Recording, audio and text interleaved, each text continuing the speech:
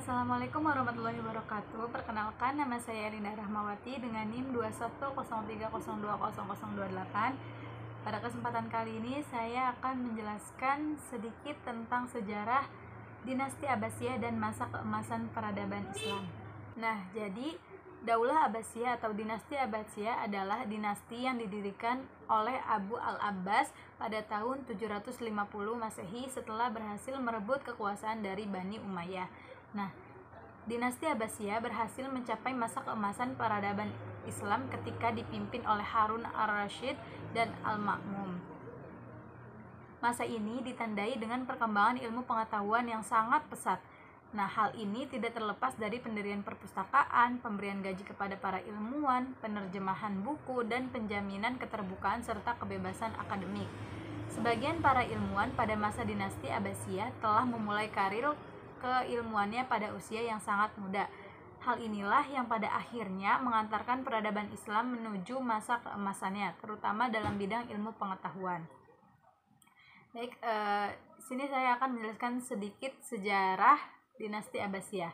Dinasti Abbasiyah adalah salah satu dinasti besar yang pernah memimpin kekhilafahan Islam pasca Khulafaur Rasyidin.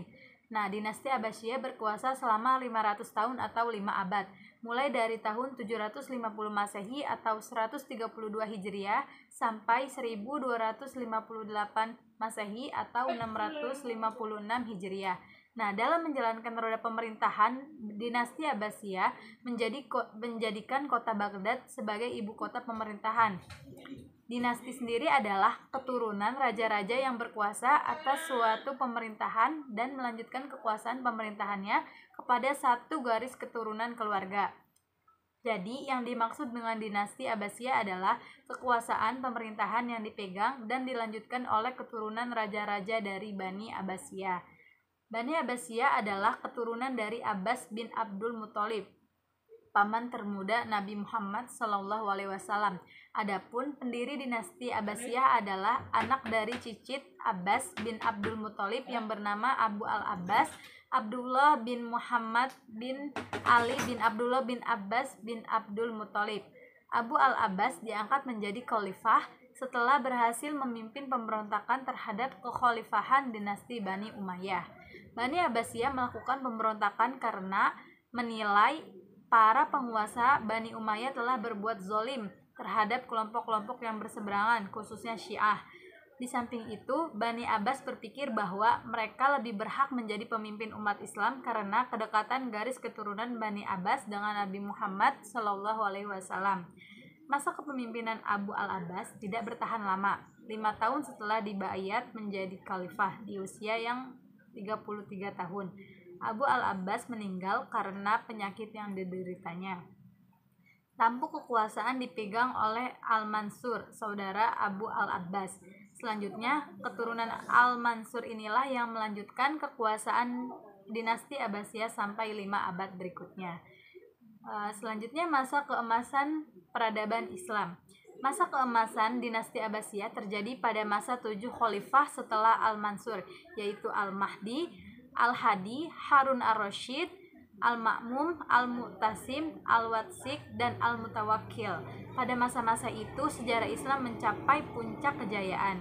Beragam ilmu pengetahuan tumbuh dan berkembang pesat dan menjadi pondasi utama perkembangan ilmu pengetahuan pada masa-masa sesudahnya. Nah, ilmu pengetahuan yang berkembang pada saat itu dapat dipetakan menjadi 2, yakni yang pertama disiplin ilmu keislaman dan yang kedua ilmu umum. Disiplin ilmu keislaman terdiri dari ilmu kalam, fikih, tasawuf, dan hadis. Sementara ilmu umum yang berkembang pada saat itu sangat luas seperti astronomi, kedokteran, matematika, dan ilmu-ilmu sosial. Nah, para sejarawan mencatat bahwa masa-masa awal dinasti Abbasiyah, khususnya di masa Khalifah Harun ar-Rasyid dan Al-Ma'mun, merupakan masa keemasan Islam. Masa itu ditandai dengan tumbuh dan berkembangnya berbagai ilmu pengetahuan di dunia Islam. Pusat-pusat intelektual seperti madrasah, perpustakaan, observatorium, halaqah tumbuh di seantero negeri. Karya-karya ditulis di berbagai bidang ilmu terus bermunculan. Perkembangan ilmu pengetahuan ini berdampak pada kemajuan peradaban Islam pada saat itu. Ketika jalan-jalan di Eropa masih gelap dan becek akibat gerimis, Baghdad dan kota-kota besar Islam lainnya sudah terang benderang dan tertata rapi. Saat para pangeran Eropa masih belajar menulis namanya, ilmuwan-ilmuwan muslim sudah menghasilkan ribuan karya di berbagai bidang ilmu pengetahuan. Nah, selanjutnya perkembangan ilmu pengetahuan pada masa dinasti Abbasiyah. Peradaban ilmu ini berhasil dicapai oleh dinasti Abbasiyah dengan melakukan beberapa hal, yakni sebagai berikut. Yang pertama, mendirikan Bait al-Hikmah atau perpustakaan sebagai pusat perkembangan ilmu pengetahuan. Di sini terjadi aktivitas membaca, berdiskusi, dan menulis dalam rangka mengembangkan ilmu pengetahuan. Yang kedua, memberikan gaji yang besar kepada para ilmuwan untuk mengembangkan karya ilmu pengetahuan. Yang ketiga, membiayai kegiatan penerjemahan buku-buku ilmu pengetahuan dari berbagai peradaban lain seperti Yunani, Mesir, dan Persia. Yang keempat, menciptakan keterbukaan dan memberikan kebebasan akademik kepada para ilmuwan. Mereka bebas mengeksplorasi nalar kritis dan kreativitasnya dalam mengembangkan ilmu pengetahuan. Hal ini mengakibatkan budaya debat, tukar pikiran, dan kritik tumbuh subur serta berdampak positif bagi pertumbuhan ilmu pengetahuan. Yang terakhir, dinasti Abbasiyah membuka kesempatan untuk pengembangan ilmu pengetahuan secara luas. Tidak ada pembatasan sumber ilmu. Ilmu pengetahuan bisa dikembangkan dari mana saja, termasuk dari Yunani dan India yang memiliki agama kebudayaan yang berbeda. Tidak ada juga pembatasan penggunaan ilmu pengetahuan. Ilmu pengetahuan digunakan kemanapun tanpa ada sekat agama maupun suku bangsa. Yang terakhir, faktor-faktor yang menyebabkan kemunduran Bani Abbasiyah. Yang pertama, luasnya wilayah kekuasaan. Bani Abbasiyah selanjutnya, faktor-faktor yang menyebabkan kemunduran Bani Abbasiyah. Yang pertama, luasnya wilayah kekuasaan Bani Abbasiyah. Sementara komunikasi pusat dengan daerah sulit dilakukan. Nah, bersamaan dengan itu, tingkat saling percaya antara penguasa dan pelaksana pemerintah sudah sangat rendah. Yang kedua, dengan profesionalisasi angkatan bersenjata, ketergantungan khalifah kepada mereka sangat tinggi. Yang ketiga, keuangan negara sangat sulit karena biaya yang dikeluarkan untuk tentara bayaran sangat besar.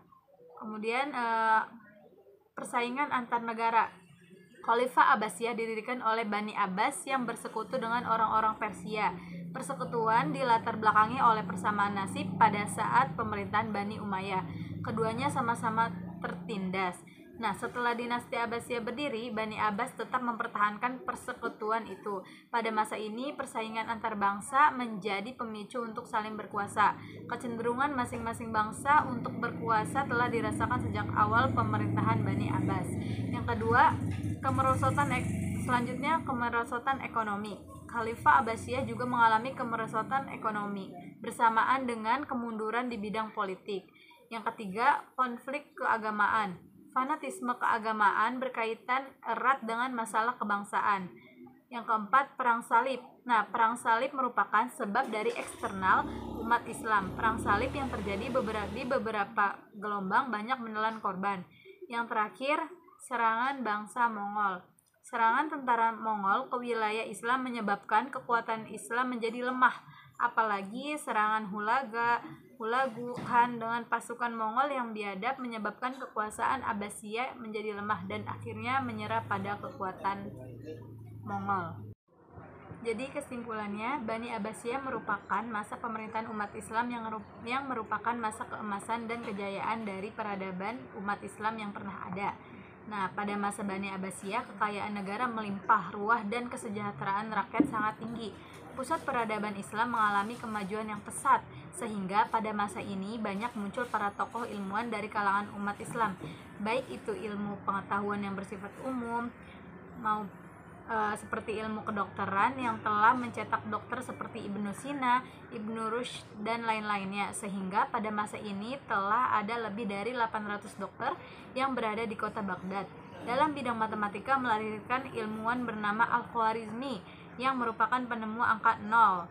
Demikian juga dari bidang ilmu agama, adanya perkembangan ilmu tafsir, ilmu kalam, filsafat Islam, dan ilmu tasawuf yang juga melahirkan tokoh-tokoh di bidang ilmu masing-masing. Pada masa pemerintahan Khalifah Harun ar-Rasyid, kesejahteraan umat Islam sangat terjamin karena pada masa inilah puncak dari kejayaan Bani Abbasiyah. Pengembangan dilakukan di mana-mana, baik pembangunan rumah sakit, irigasi, dan pemandian umum. Namun, di akhir pemerintahan Khalifah Bani Abbasiyah, Islam mengalami keterpurukan yang sangat parah. Hal ini disebabkan dari serangan tentara Mongol yang telah menghancurkan pusat peradaban umat Islam di Baghdad dan menghancurkan pusat ilmu pengetahuan yaitu Baitul Hikmah yang berisi buku-buku karangan pakar ilmu umat Islam yang tak ternilai harganya. Nah, mungkin cukup sekian sedikit penjelasan dari saya, kurang lebihnya mohon maaf. Wabillahi taufiq wal hidayah. Wassalamualaikum warahmatullahi wabarakatuh.